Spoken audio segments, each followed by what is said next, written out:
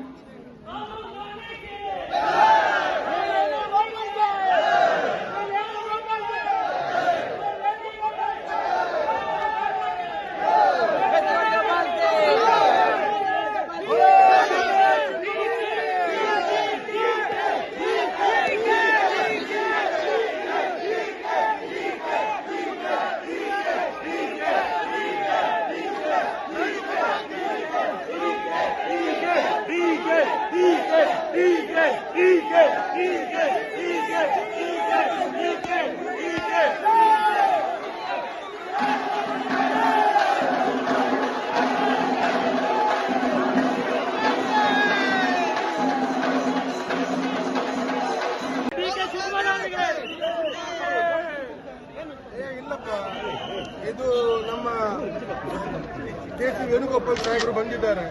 ನಮ್ಮ ಪಕ್ಷದ ಪ್ರೋಟೋಕಾಲ್ ಏನಂದ್ರೆ ಯಾವತ್ತೂ ಕೂಡ ನಾವು ರಾಷ್ಟ್ರೀಯ ನಾಯಕರು ಬರುವಂತ ಸಂದರ್ಭದಲ್ಲಿ ನಮ್ಮ ಅಗ್ರಗಣ್ಯ ನಾಯಕರಾದಂತಹ ಸನ್ಮಾನ್ಯ ರಾಹುಲ್ ಗಾಂಧಿ ಅವರನ್ನು ಮೊದಲಿಗೆ ಜೈಕಾರ ಹಾಕುವುದು ನಮ್ಮ ಸಂಪ್ರದಾಯ. ಅದಾದ್ಮೇಲೆ ಎಐಸಿಸಿ ಜನರಲ್ ಸೆಕ್ರೆಟರಿ ಆದಂತಹ ಕೆ.ಸಿ. ವೇಣುಗೋಪಾಲ್ ರವರಿಗೆ ಜೈಕಾರ ಹಾಕುವುದು ನಮ್ಮ ಸಂಪ್ರದಾಯ. ಅದಾದ್ಮೇಲೆ ನಾವೆಲ್ಲ ಪಾರ್ಟಿ ಕೆಡರಿಂದ ಬಂದವರು ನಮ್ಮ ರಾಜ್ಯದ ಪಾರ್ಟಿ ಅಧ್ಯಕ್ಷರಾದಂತಹ ಸನ್ಮಾನ್ಯ ಡಿ.ಕೆ. ಶಿವಕುಮಾರಿಗೆ ಜೈಕಾರ ಹಾಕುವುದು ಕಾಂಗ್ರೆಸ್ ಪಕ್ಷದ ಕಾರ್ಯಕರ್ತರ ಸಂಪ್ರದಾಯ. ಇದು ಪಾರ್ಟಿ ಕೆಡರ್ ಕಾರ್ಯಕ್ರಮ. ಸಿಎಂ ಸರ್ಕಾರಿ ಕಾರ್ಯಕ್ರಮದಲ್ಲಿ ನಾವು ಮುಖ್ಯಮಂತ್ರಿ ಸಿದ್ದರಾಮಯ್ಯರಿಗೂ ಕೂಡ ಜೈಕಾರ ಹಾಕ್ತೇವೆ.